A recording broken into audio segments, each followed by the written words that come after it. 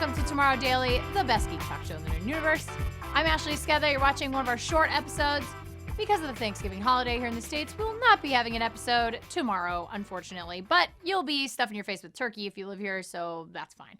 Also, we don't have an episode on Monday the 30th, so you can check us out the 1st, the 2nd, and the 3rd next week. We will have a long show for you, and we can't wait to tell you who the guest is. But until then, let's hit the headlines.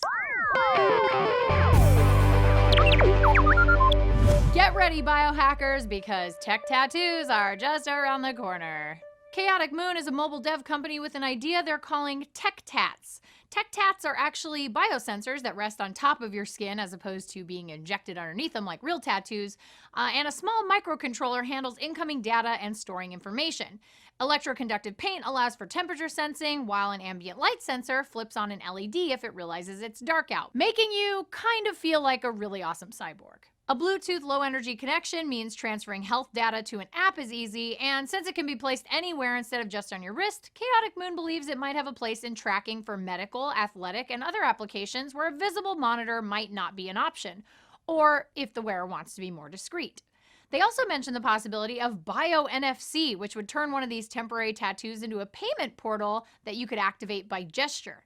If this all sounds kind of fun, I've got good news for you. Chaotic Moon hopes to make the final product inexpensive enough to sell in packs like Band-Aids or other small first aid items. Would you wear one of these things out? I mean, on the one hand, I am getting old, but not old enough to want to know everything about what's going on in my body at all times. But on the other hand, I feel like it would be a really, really cool icebreaker at parties. Okay, so our second story is about NASA building a robot that's going to help with space exploration. This robot is called the Valkyrie robot, or the Robonaut 5. We've actually seen it before. This video that you're watching is from 2013, but NASA is making a really interesting move towards getting the most out of what it can do. They've chosen 2 university teams to make the robot as autonomous and dexterous as possible. MIT and Northeastern University are the 2 schools pitting their R5 robots against one another, and they will show off their final designs in NASA's Space Robotics Challenge next year. The Robonaut 5 is already a pretty impressive robot. It's 6 feet tall, it weighs 290 pounds, and it has an array of sensors, sonar, remote sensing tech, and other features on board. So the teams will primarily focus on improving the software for the robot. When the 2013 video was released, then project lead Nicholas Radford said, quote, "These robots will start preparing the way for the human explorers, and when the humans arrive, the robots and humans will work together in a tight relationship," unquote. Yeah, until those researchers from yesterday's story show up and start teaching Robonaut 5 to say no to astronauts, and then we end up with a HAL 9000 situation. I'm just saying. If you're still thinking about the Tech Tat story from earlier, and you don't really want to wear a biosensor, how about ingesting one? That's what MIT is thinking you might want to do in the future. They are again in the news with a sensor that a person would have to swallow to make it work. Oddly enough, the main feature on this particular device is a microphone. Why a microphone? Well, all the better to hear your heart and lungs functioning from within your GI tract, scientists say. The microphone will pick up the sound of your heart beating and your lungs working, giving 2 pieces of info from a single sensor. It's embedded into a silicone capsule that people can easily swallow, and then once it's been ingested, a nearby receiver picks up the signals and passes on the data. So what's the benefit here? Well, researchers think this pill could be used to help patients with chronic illnesses, monitor soldiers out in the field, improve athletic training, diagnose heart conditions, and more. Unfortunately, if you really think about it, this pill will only last for about a day or 2 before you have to start the process all over again. So 1 or 2 days of monitoring. All right, it's time for Mod Squad. Let's go from cool sci-fi to, aw, you tried.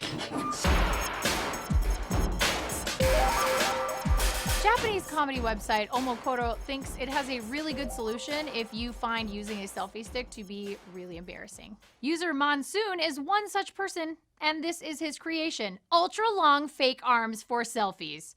It's a pretty straightforward construction. He just camouflaged a couple of selfie sticks inside some plastic hands, you know, as one does, and then added some more sleeve room to a shirt to help hide his new weirdo selfie stick arms. The end result looks supernatural, except not at all. And honestly, I think it could have been made better if they were retractable arms so that you could go out and pretend that you were a real-life Mr. Fantastic or an Inspector Gadget. Pick your generation. All right, guys, let's look at your photos. Our photographer for the day today is Kayvon, who snapped this on his HTC One XL, and he writes to us and says, "Hi, my name is Kayvon. Big fan of the show. Great and fresh news. Really liking it. Keep up the good work. These are a few photos I took with my beloved HTC One XL, which I lost later, from visiting Hormuz Island in Persian Gulf. Beautiful place. I was stunned, and in one word, colorful. The whole island is made of these colorful soils, red, yellow, green, and the sun and a lot of light, and of course, the beautiful sea, and also some sci-fi shaped rocks. The photos are untouched, and I would be more than happy to give you permission to use them if you find them worthy of your amazing show." Kayvon, yes, 100% these are worthy, and I agree, those look like really weird sci-fi rocks. I'd like to have them as the backdrop for this set. Unfortunately, it'd be really expensive to ship them. If you guys want to send in your photography to be potentially featured on the show, please do email us. We're tomorrow@cnet.com. Send us your photo. Tell us you give us permission to use it because we need that. And then also tell us a little story about it because we like stories. If you want to find us online, you want to share the show with a friend, take them over to tomorrowdaily.com. It's that easy. Give the gift of Tomorrow Daily this holiday season. And I'm not going to stop saying that until the holidays are over. And also, you can find us online on Twitter. Personally, I'm at Ashley Esqueda. Producer Logan is over at Logan Moy. And Jeff is at Jeff Canada with 2 N's and 1 T.